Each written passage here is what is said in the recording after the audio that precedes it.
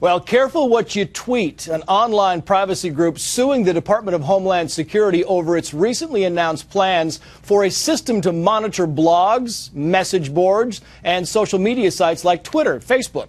The privacy advocates questioning the Fed's legal authority for the initiative and claiming that DHS agents will flag you for typing certain words like infection, outbreak, or illegal immigrants.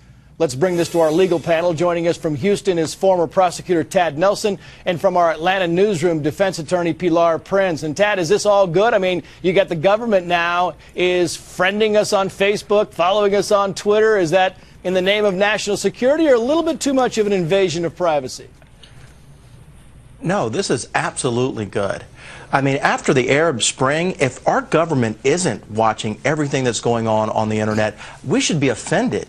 I mean, they're out there protecting us. And Facebook is based on that. Look at me, here I am. I went to dinner with this person last night. I drive this kind of car. I'm going on vacation next week. People are just screaming at you saying, hey, look at me. We should be looking at them. And if we can fool them to get on their Facebook page, they don't deserve the constitutional protection anyway if they're that stupid. But this is important to our country and important to our safety.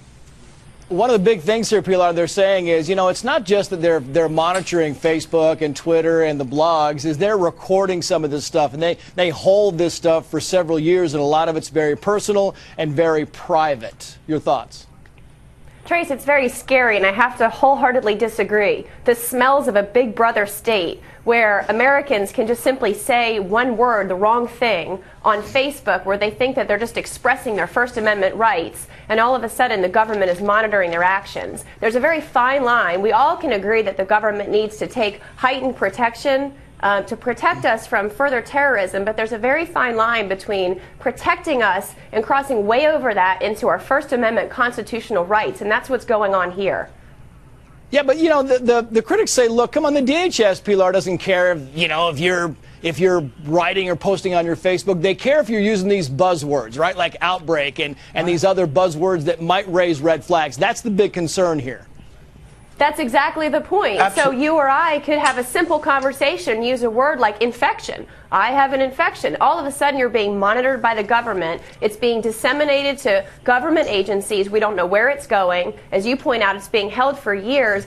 And another scary thing is that people unknowingly are sharing private information when they go on the social media without knowing that that might be stored, maintained. Their actions are being followed and shared by the government.